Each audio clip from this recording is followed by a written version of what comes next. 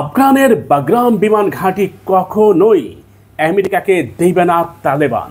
এটা স্পষ্টভাবে তারা জানিয়ে দিয়েছে।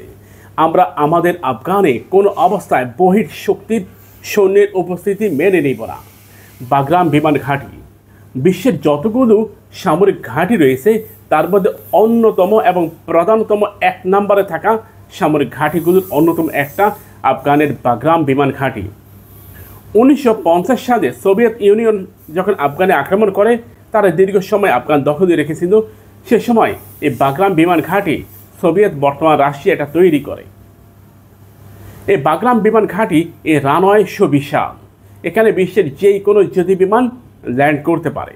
এমনকি আমেরিকার B-2 bomber, F-22 Raptor, F-16 Falcon, F-35 এই ধরনের যুদ্ধ বিমান অনায়াসে এখানে ল্যান্ডিং করতে পারে, যার ফলে বাগরাম বিমান ঘাঁটি দখলে নেওয়ার ঘোষণা দিয়েছেন ডোনাল্ড ট্রাম্প। মিস্টার ট্রাম্পের হয়তো মিক্রিবাই উঠেছে, তা না হলে তিনি কখনই এমন বক্তব্য দিতেন না। আফগানে আবারও যদি তালেবানকে টেক্কা দিয়ে দূরে সরিয়ে আমেরিকা যদি আবারও বাগরামে আসে তাহলে এটা তালেবানের জন্য অত্যন্ত ভয়ঙ্কর। তালেবান এটা কখনোই মেনে নেবে না।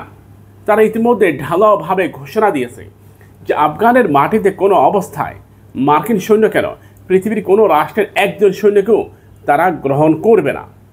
আফগান একটি সার্বভৌমত্ব রাষ্ট্র। যদি কোনো রাষ্ট্র আফগানে আক্রমণ করে তাহলে এর পরিণতি খুব খারাপ হবে।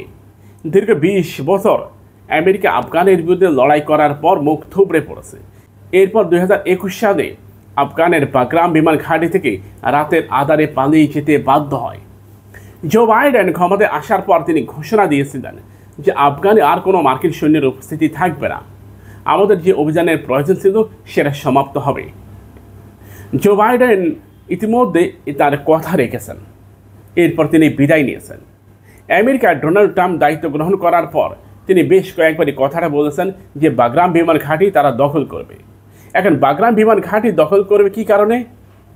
বাগরাম বিমান ঘাঁটি থেকে মাত্র 15 কিলোমিটারের মধ্যেই রয়েছে পরমাণু অস্ত্রের কারখানা, 15 কিলোমিটার দূরে। আর কাবুল, রাজধানী কাবুল থেকে মাত্র 25 কিলোমিটার দূরে রয়েছে এই বাগরাম বিমান ঘাঁটি। তাই কখনোই এই স্পর্শকাতর ঘাঁটি আফগান কখনো আমেরিকার হাতে তুলে দিবে না।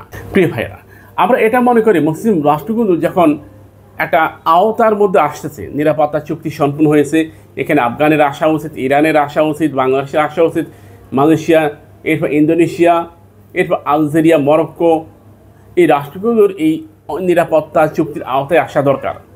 এটা জোট করা দরকার যে কোনো একটা মুসলিম রাষ্ট্র আক্রান্ত হলে বাকি মুসলিম রাষ্ট্রগুলো যেন আক্রান্তকারী ওই রাষ্ট্রের উপর ঝাঁপিয়ে পড়ে।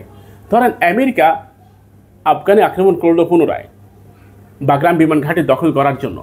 এই মুহূর্তে যদি আফগান তুখারভাবে বাধা প্রদান করে, যুদ্ধ শুরু হয়ে যায়, তাহলে পাকিস্তান আমেরিকার বিরুদ্ধে যুদ্ধ করতে বাধ্য, সৌদি আরব যুদ্ধ করতে বাধ্য, ইরান যুদ্ধ করতে বাধ্য।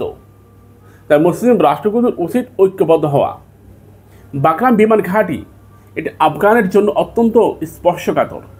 এমনকি চাইনিজ গভর্নমেন্ট আফগানের বর্তমান গভর্নমেন্ট তালেবান গভর্নমেন্টকে বারংবার নিষেধ করেছে বাগরাম বিমান ঘাঁটি যাতে কোনো অবস্থায় মার্কিন সৈন্যদের আওতার মধ্যে না পড়ে। যদি এবার আসে তারা তালেবানকে একেবারে নেটছিন্ন করে দিবে। 2001 সালে আমেরিকা এখানে তালেবানকে উৎখাতের জন্য এসেছিল, কিন্তু তারা আফগান থেকে প্রায় 3 মিলিয়ন মানুষকে দুনিয়া থেকে বিদায় করে দিয়েছে। 3 মিলিয়ন।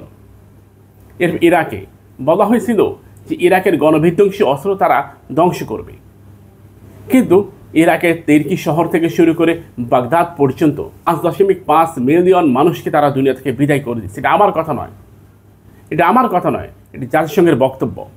প্রিয় ভাইরা, সিরিয়াতে সেম একই কাজ করেছে।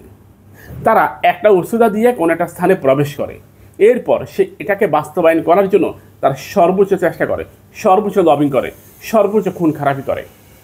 প্রিয় ভাইরা, আপনি কি মনে করেন আমেরিকা আফগানের সেই বাগরাম বিমান ঘাঁটি দখল করতে পারবে? আপনার মতামত আমাদেরকে জানান, আমরা জানতে চাই আমার ভাইরা কী চিন্তা ভাবনা করে।